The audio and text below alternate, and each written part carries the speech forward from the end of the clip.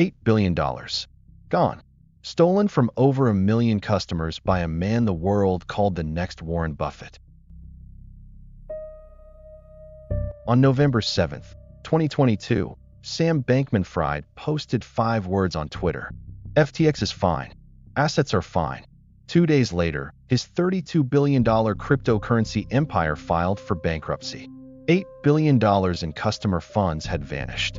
The man who had appeared on the cover of Fortune and Forbes, who had dined with senators and testified before Congress, who had been called the J.P. Morgan of crypto, was revealed to be running one of the largest financial frauds in American history. His exchange, FTX, had been the second largest in the world. His trading firm, Alameda Research, had a secret backdoor into FTX's customer deposits, funneling billions into risky bets, luxury penthouses, political donations, and personal loans. The house of cards collapsed in 6 days. Within weeks, he was arrested in the Bahamas. Within a year, he was convicted on all 7 charges. He is now serving 25 years in federal prison. This is the story of how Sam Bankman-Fried built an empire on lies and stole $8 billion from the people who trusted him most.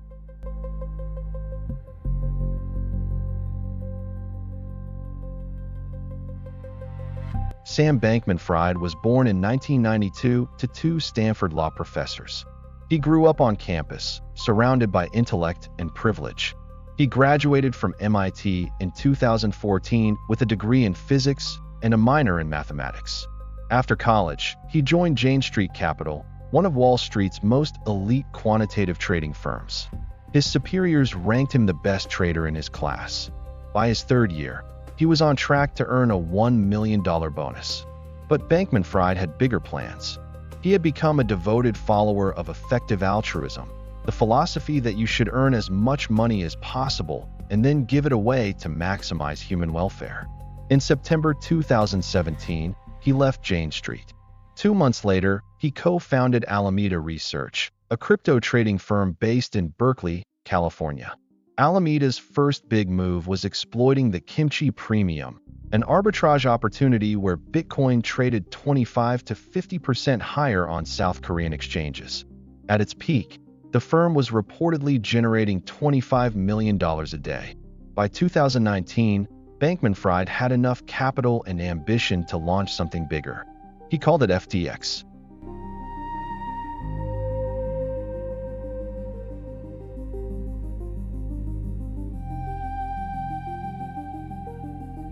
FTX launched in April 2019 and grew at a staggering pace.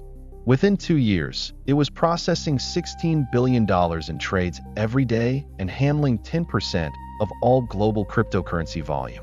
In January 2022, FTX raised $400 million from investors, including Sequoia Capital, SoftBank, and BlackRock, at a valuation of $32 billion. The money wasn't just flowing from Wall Street. Bankman-Fried spent hundreds of millions on endorsements and sponsorships. Tom Brady signed a $55 million deal. Steph Curry received $35 million. Larry David starred in a Super Bowl commercial that cost $35 million to produce and air. The Miami Heat's arena was renamed FTX Arena in a $135 million deal. FTX became the official crypto partner of Major League Baseball and sponsored a Mercedes Formula One team. Bankman-Fried moved FTX's headquarters to the Bahamas, where he and his inner circle lived in a $30 million penthouse at Albany, a luxury resort in Nassau. He became the second largest individual donor to the Democratic Party in the 2022 midterms, contributing approximately $40 million. He had senators on speed dial and testified before Congress as the public face of responsible crypto regulation. The world saw a genius philanthropist. What they didn't see was the fraud.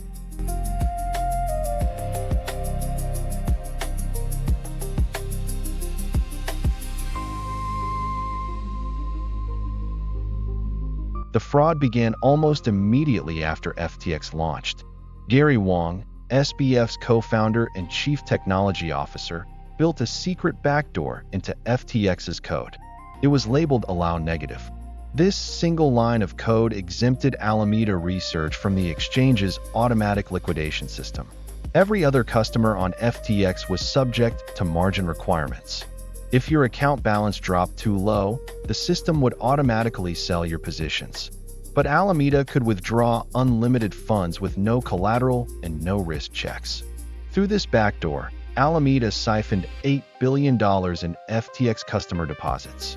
The money went to risky leverage trading bets that lost billions. It went to $3.2 billion in personal loans for SBF and other executives. It funded $70 million in political donations. It purchased $300 million in Bahamas real estate. And it propped up a circular scheme built around FTT, FTX's own exchange token. Alameda's balance sheet was stuffed with FTT tokens as assets, but FTT's value existed only because FTX and Alameda controlled most of the supply.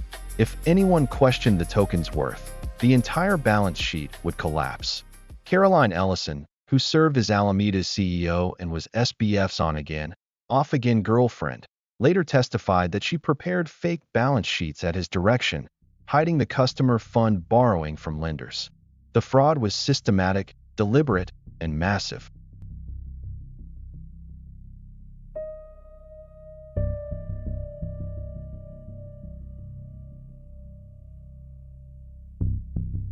On November 2, 2022, a reporter named Ian Allison at CoinDesk published an article that would bring down the empire. He had obtained a leaked copy of Alameda Research's balance sheet. The document revealed that of Alameda's $14.6 billion in assets, $5.8 billion was in FTT, the token created and controlled by FTX. The market had assumed Alameda was an independent, well-capitalized trading firm. Now it was clear that its solvency depended almost entirely on the value of a token its sister company had invented. 4 days later, on November 6th, Changpeng Zhao, the CEO of Binance and the most powerful figure in crypto, posted a tweet that lit the fuse. He announced that Binance would liquidate its entire FTT position, roughly $529 million worth. He wrote, "Liquidating our FTT is just post-exit risk management." The tweet was a death sentence. Within hours, FTX customers began withdrawing their funds in a panic. $6 billion in withdrawal requests hit FTX in 72 hours.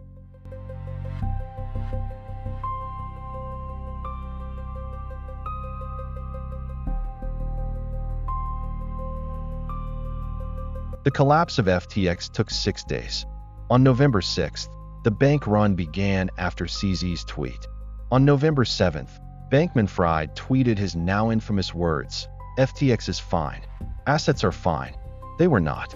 On November 8th, FTX froze customer withdrawals. The same day, Binance announced a letter of intent to acquire FTX. For a brief moment, it seemed like a bailout might save the exchange. That hope died the next morning. On November 9th, Binance walked away after a single day of due diligence. Their statement was devastating. "The issues are beyond our control or ability to help." On November 10th, Bankman-Fried desperately tried to raise $8 billion in emergency funding. He called every investor, every contact, every potential savior. Nobody came. On November 11th, it was over. FTX, FTX US, Alameda Research, and 130 affiliated entities filed for Chapter 11 bankruptcy. Bankman-Fried resigned as CEO. His replacement was John J. Ray III, the man who had overseen the Enron bankruptcy. Ray's assessment of FTX was blunt.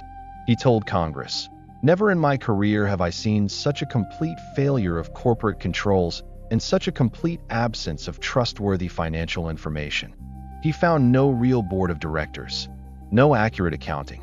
Employee expenses were approved by emoji reactions in a group chat. FTT crashed from $22 to under $1. Billions in customer funds were simply gone.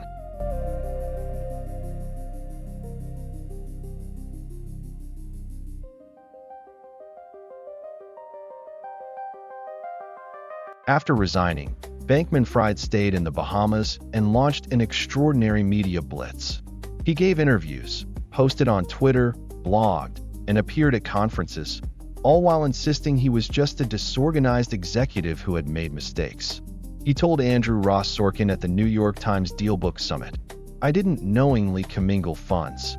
On December 12, 2022, the Royal Bahamas Police Force arrested him at his apartment in Nassau at the request of the United States government.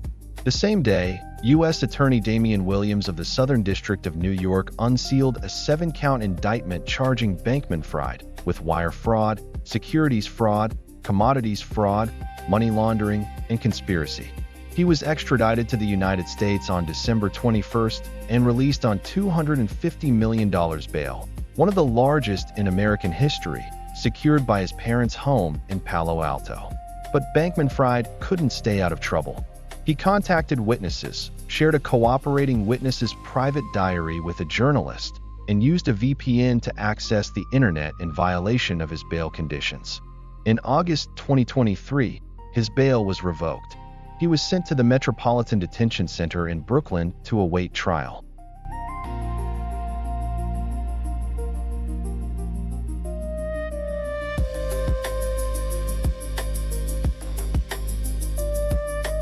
The trial began on October 3, 2023. The prosecution's case was devastating, built largely on the testimony of the people who had been closest to Bankman-Fried. Caroline Ellison, who had run Alameda at SBF's direction, testified for 3 days. She told the jury she committed fraud at his instruction.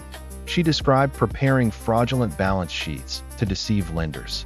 She explained how SBF directed her to use customer deposits for trading and expenses. Gary Wang, the co-founder who built the backdoor code, testified about the technical mechanics. Nishad Singh, the director of engineering, described SBF's reckless spending and his own growing unease. All three had already pleaded guilty and were cooperating with prosecutors in exchange for reduced sentences. Bankman-Fried took the rare step of testifying in his own defense. He claimed he was a disorganized CEO who simply didn't know what was happening. When pressed on the details of the fraud during cross-examination, he said, "I don't know," or "I don't recall," over 100 times. The jury was not convinced. On November 2, 2023, exactly 1 year after the CoinDesk article that started the unraveling, the jury returned its verdict. Guilty on all 7 counts. They deliberated for just 4 to 5 hours.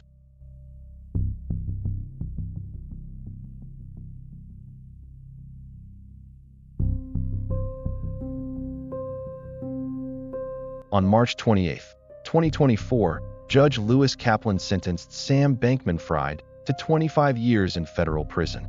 Prosecutors had asked for 40 to 50 years. The defense had requested 5 to 6.5. Judge Kaplan said Bankman-Fried showed no remorse and displayed a superb self-confidence that suggested there was a risk that this man would be in a position to do something very bad in the future. He was ordered to forfeit $11 billion. His cooperators received far lighter sentences. Caroline Ellison received just 2 years. Judge Kaplan praised her as the most substantial cooperator he had seen in 30 years on the bench. Gary Wang and Nishad Singh received no prison time, only supervised release. Ryan Salami, a co-CEO of FTX who did not cooperate, received 7.5 years. As for the victims, the bankruptcy estate has recovered approximately $16 to $17 billion, largely because the crypto market rebounded after the collapse. By early 2026, over $7 billion had been distributed to creditors, with more payouts scheduled. Some creditors may receive up to 119% of their claims based on prices at the time of the bankruptcy filing.